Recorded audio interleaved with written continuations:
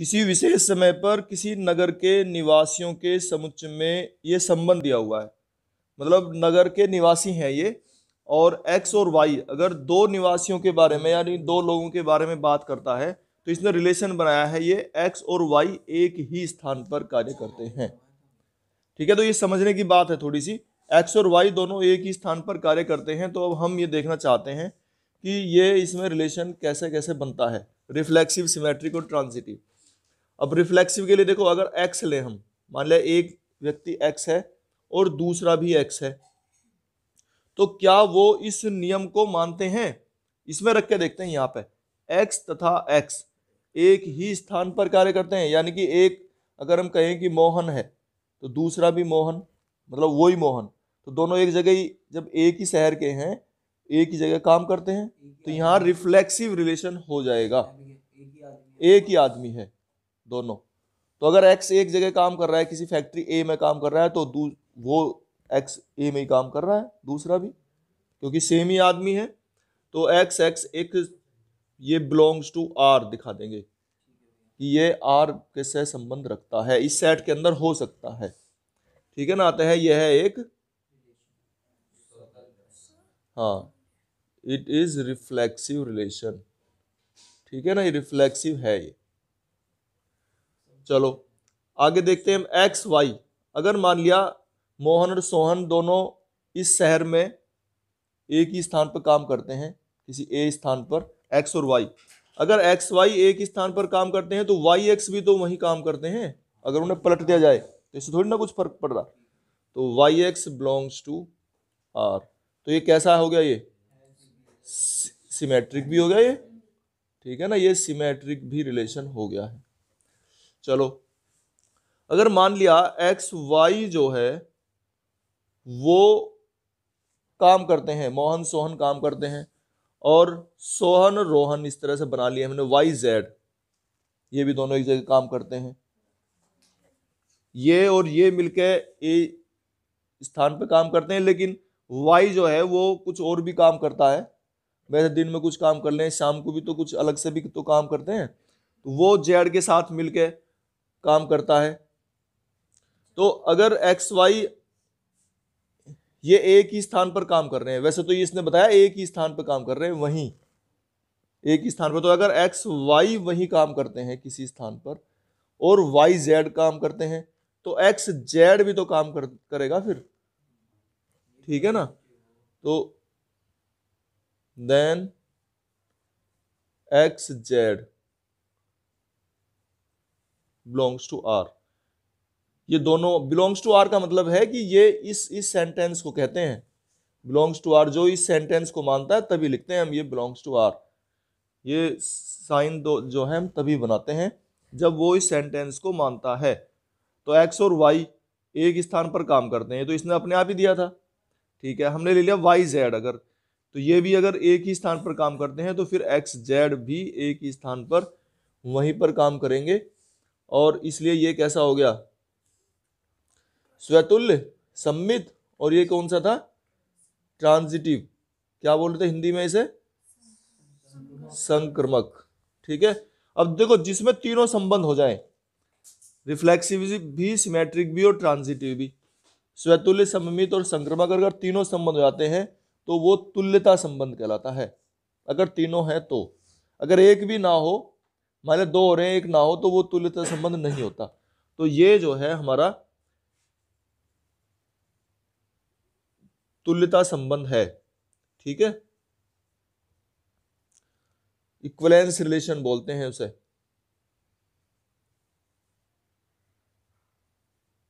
इसको बोलते हैं हम इक्विवेलेंस रिलेशन। ये हमारा हो गया फिफ्थ पार्ट। तो ये जो है इसमें भी वही है, एक्स था वाई एक ही मोहल्ले में रहते हैं, तो अगर हम वाई को हटा के एक्स लिखें, तो अगर वो एक ही मोहल्ले में रहते हैं, एक्स एक्स भी तो एक ही मोहल्ले में रहते हैं फिर। ठीक है, फिर अगर एक्स वाई एक मोहल्ले में रहते हैं तो वाई एक्स उसका पलट देंगे, उसका क्रम पलटते हैं, सीक्वेंस चेंज करने पर वो सिमेट्रिक हो जाएगा। और ट्रांजिटिव है कि अगर एक्स वाई रहते हैं तो वाई जेड भी रहते हैं, मतलब एक्स वाई और वाई जेड दोनों रहते हैं, तो फिर एक्स जेड भी उसी मोहल्ले में रहते हैं। तो ये भी हमारा इक्विवेलेंस रिलेशन हो जाएगा।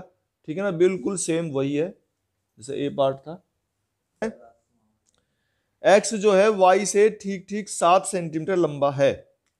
एक्स और वाई, जैसे ये हम कोई दो बच्चे हैं, मोहन सोहन कहते हैं, तो अगर वो मोहन और सोहन, मोहन जो है वो सोहन से ठीक ठीक 7 सेंटीमीटर लंबा है, इस तरह से एक्स वाई नाम दे रखे हैं इनके। अब देखो इसमें जब सबसे पहले देखते हैं एक्स वाई को भी एक्स ही रखो, ठीक है। तो एक्स एक्स, क्या एक्स एक्स इस बात को मानते हैं, इसके सेंटेंस को, जो इसका स्टेटमेंट था कि एक्स एक्स से ठीक 7 सेंटीमीटर लंबा होगा? नहीं हो सकता, ठीक है ना। तो ये does not belong to R लिखेंगे, फिर कभी भी ऐसा संभव नहीं हो सकता, ठीक है ना। तो इट इज नॉट रिफ्लेक्सिव लिख देंगे, ये स्वतुल्य संबंध नहीं है। चलो अब देखो, अगर हम ये कह दें कि एक्स वाई जो है वो 7 सेंटीमीटर लंबा है, एक्स वाई से, यहां ठीक ठीक जो लिख रहा था कि एक्स अगर वाई से ठीक 7 सेंटीमीटर लंबा है, तो क्या वाई एक्स से ठीक 7 सेंटीमीटर लंबा, मतलब एक्स जो है वो वाई से 7 सेंटीमीटर लंबा है? भाई एक्स तो है वाई से, एक्स जो है वाई से 7 सेंटीमीटर लंबा है, तो क्या वाई एक्स से 7 सेंटीमीटर लंबा है? नहीं है, छोटा है वो तो, ठीक है। तो does not belong to R, अगर एक्स वाई तो है तो वाई एक्स नहीं होगा, इसका मतलब इट इज नॉट सिमेट्रिक, ये सिमेट्रिक नहीं है, सममित नहीं है। हिंदी में लिखना चाहो तो कि ये सममित संबंध नहीं है।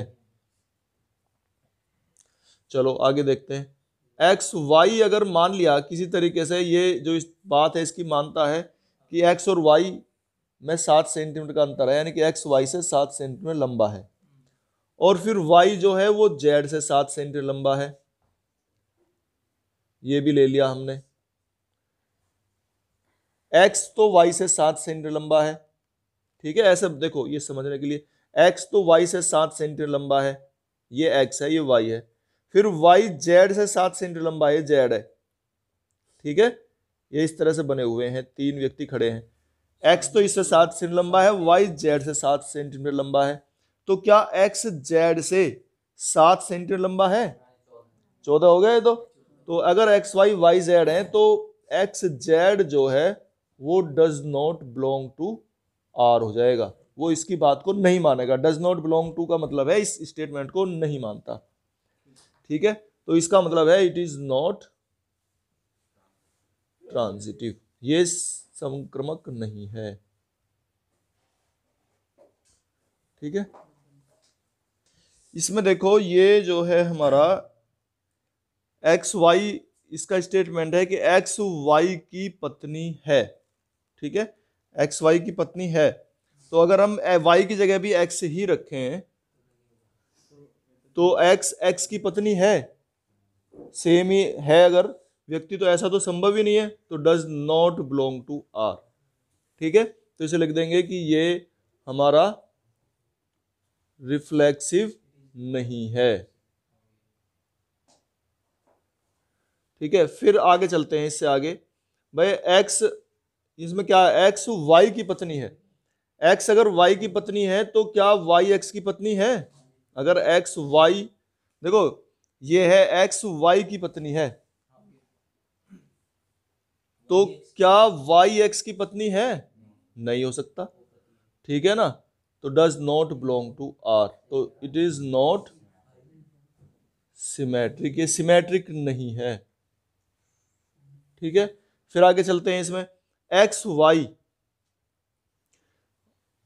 एक्स वाई की पत्नी है और वाई जेड की पत्नी है, वाई, अगर ऐसा लें Y Z belongs to R, X तो वाई की पत्नी है और वाई जेड की पत्नी है, तो क्या एक्स जेड की पत्नी है? बताओ। हाँ, तो संक्रमक नहीं है ना, बता दिया वो तो। अब इसमें बताओ, अगर एक्स वाई की पत्नी है, वाई जेड की पत्नी है, तो क्या एक्स जेड की पत्नी है?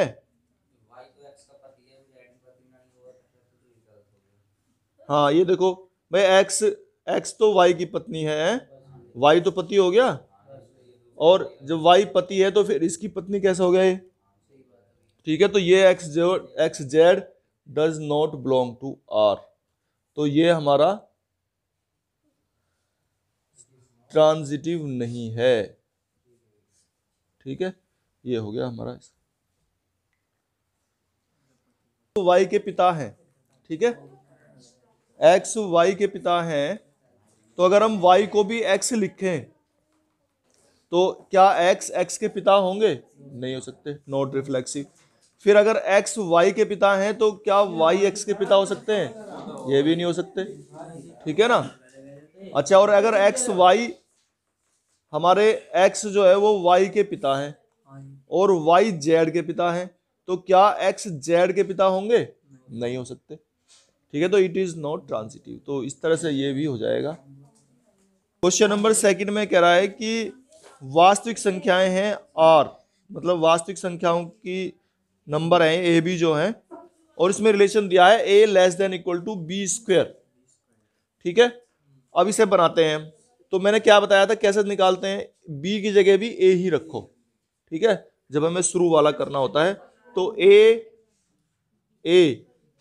तो ये बताओ क्या ए स्क्वायर से छोटा होता है?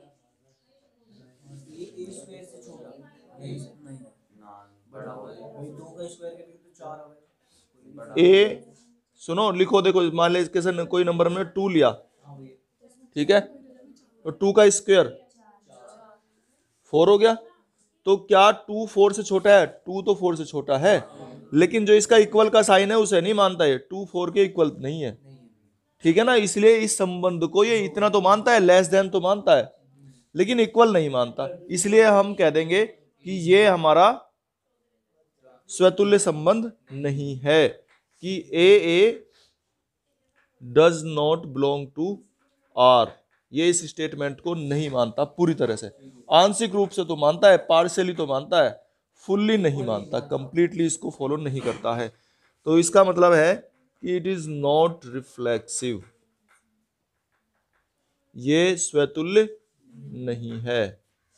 अच्छा, फिर हम ये देखते हैं कि अगर मान लिया ए बी जो है वो इस आर के अंदर है, ए बी जो है वो अगर आर के अंदर है, यानी कि A less than equal to B square है, और बी, तो क्या बी ए इस आर का एलिमेंट होगा?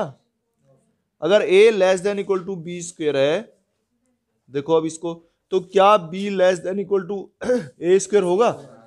नहीं हो सकता। अगर ए बी से छोटा है, इसके स्क्वायर से छोटा है, तो बी ए के स्क्वायर से छोटा नहीं हो सकता, ठीक है ना। तो ये हमारा ऐसा संभव नहीं है, ये या तो ये हो सकता है या ये हो सकता है, एक ही तो बात हो सकती है। अगर उसको पलट दें तो संभव नहीं है, तो इसका मतलब है कि ये हमारा सिमेट्रिक नहीं है। सिमेट्रिक। अच्छा, अब इस पे आते हैं, अगर A less than equal to B square है और B less than equal to C square है, अगर ऐसा है, ए इसके स्क्वायर से कम है और बी सी के स्क्वायर से कम है, तो ये तो संभव है, A less than equal to C square हो जाएगा, फिर बी को हम यहां से हटा देते हैं, ये तो संभव है भाई, ए बी स्क्वायर से छोटा है और बी सी स्क्वायर से छोटा है, तो ए सी स्क्वायर से छोटा होगा। तो इसका मतलब है कि अगर ए बी आर के एलिमेंट हैं, बी सी आर के एलिमेंट हैं, then this implies A C will belong to R, कि ये आर का एलिमेंट होगा।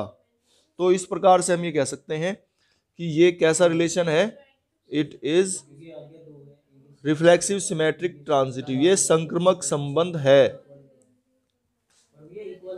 ठीक है, ये संक्रमक संबंध है का निशान तो इक्वल तो नहीं है, लेस देन तो है, लेकिन ये इक्वल नहीं है, तो A C does not belong to R लिखेंगे, इट इज नॉट करेंगे इससे, इट इज नॉट ट्रांजिटिव, ठीक है।